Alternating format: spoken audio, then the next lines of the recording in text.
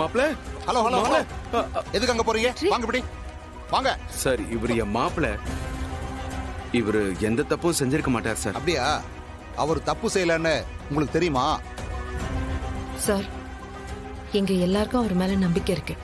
வீட்ல ஒரு தப்பான பழியை போட்டு மாட்டி விட்டுருக்காங்க சார். கண்டிப்பா அவர் அந்த மாதிரி ஒரு தப்பு செஞ்சிருக்க வாய்ப்பே இல்லை. தயவு செஞ்சு அவரை வெளியே விட்டுருங்க சார். என்னம்மா எவ்வளவு பெரிய கேஸ், எஃப்ஐஆர் போட்டு உள்ள போட்டிருக்கோம், ஈஸியா வந்து வெளியே விடுங்கன்னு சொல்ற? சார் இது பொய்ய ஜோடிச்ச கேஸ், கோர்ட்டுக்கெல்லாம் போனா நிக்காது.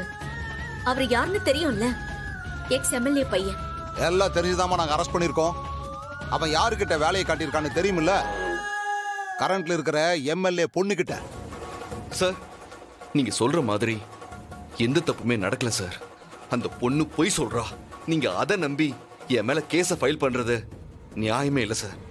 ஏய், எந்த குற்றவாளி செஞ்ச தப்ப ஒத்துருக்கான்? இந்த பாருங்க, நீங்க சொல்ற வாய் வார்த்தையெல்லாம் நம்பி அவனை வெளிவிட முடியாது. என்னை பொறுத்த வரைக்கும் சரியான எவிடன்ஸ் வேணும். அவன் அந்த பொண்ணை ரேப் பண்ணதுக்கான எல்லா ஆதாரமும் பக்காவா இருக்கு, இன்க்ளூடிங் மெடிக்கல் ரிப்போர்ட்டோட. அப்படி இருக்கும்போது இதுல எந்த சமரசத்துக்கும் வாய்ப்பே இல்லை. அவனை கோர்ட்ல நிறுத்தி தண்டனை வாங்கி கொடுத்து ஜெயிலுக்கு அனுப்புறது தான் ஒரே வேலை.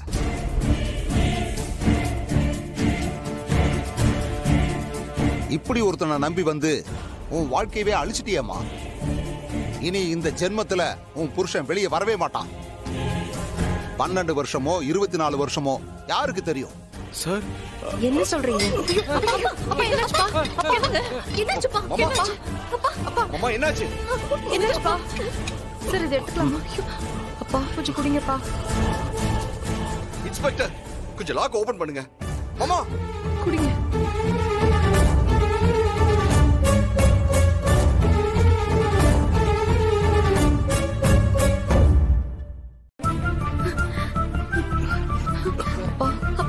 கொஞ்சம் குடிங்கப்பா.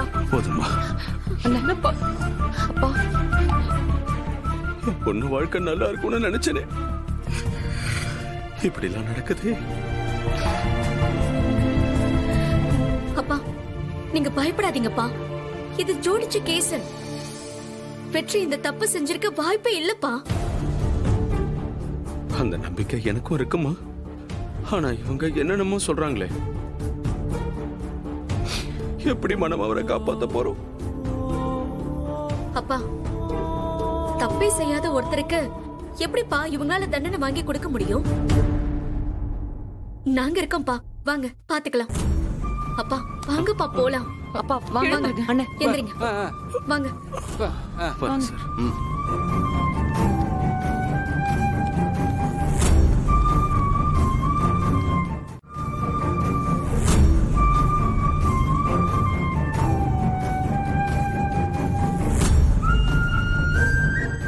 என்னக்கா அந்த திவ்யா ஏன் இப்படி ஒரு பொய் கேஸ் போட்டிருக்கா?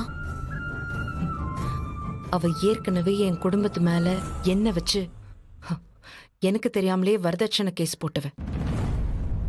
அக்கா என்ன சொல்ற?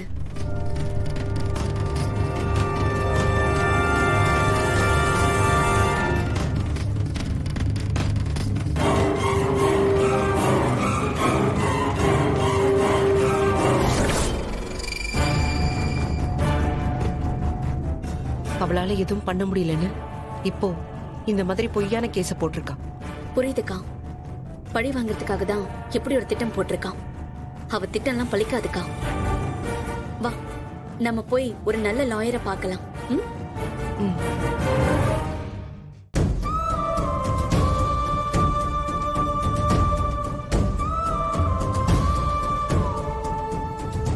வாக்கா.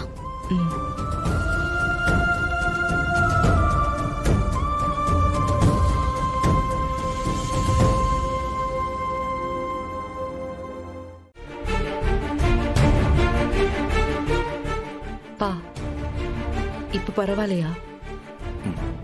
நல்லா இருக்கமா? மாப்பிள்ள வெற்றி நிச்சயமா எந்த தப்புமே பண்ணிருக்க மாட்டான். ஆமாமா, அந்த திவ்யா அவர் மேல பழி போடணும்னே இப்படி ஒரு பொய்ய சொல்லியிருக்கா. இத்தனை நாளா நான் அவர் கூட வாழ்ந்திருக்கேன். ஒரு நாள் கூட அவர் என்ன தப்பான பார்வையில பார்த்ததே கிடையாது. அந்த திவ்யா தான் இது எல்லாத்துக்கும் காரணம். அக்கா, நான் உன் கூட இருக்கேன். சீக்கிரமே உண்மை என்னன்னு வெளி உலகத்துக்கு தெரிய வச்சு மாமா வெளியில கொண்டு வந்துடலாம்.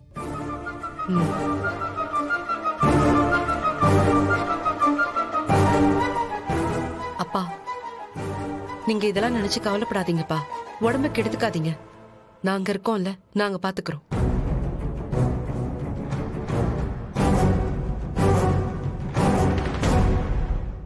அந்த எம்எல்ஏ பொண்ணு ரேப் கேஸா?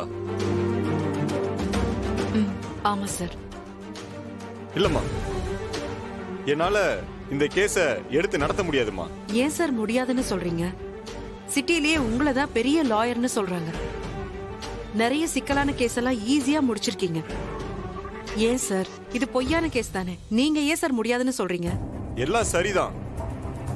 ஆனா இந்த கேஸ்ல 2 பேருமே அரசியல்வாதிங்க. இந்த கேஸை எடுத்து நடத்தக்கூடாதுன்னு பார் கவுன்சில்லையே முடிவு பண்ணிருக்காங்க. நீங்க எங்க வேணாலும் போங்க, யாரும் முன்வர மாட்டாங்க. சார், அவர் மேல எந்த தப்பும் இல்ல சார். பிளான் பண்ணி அவரை இதுல மாட்டி விட்டுருக்காங்க சார். ப்ளீஸ் கொஞ்சம் ஹெல்ப் பண்ணுங்க சார். நான் உங்களுக்கு ஹெல்ப் பண்ணா அதுக்கப்புறம் லாயர் கோட்டை போட்டுக்கிட்டு இந்த இடத்துல நான் உட்கார்ந்துகிட்டு இருக்க முடியாது. 2 பேருமே மோசமான அரசியல்வாதிங்க. என் வாழ்க்கையில விளையாண்டுட்டு போயிடுவாங்க. நீங்க வேணும்னா வேற யாராவது போய் பாருங்க. ப்ளீஸ் சார், முடியாதுன்னு சொல்லாதீங்க. வாக்கா, வேற லாயரை பார்க்கலாம். இவர் இல்லனா சிட்டில வேற லாயரே இல்லையா? வாக்கா. அஞ்சலி,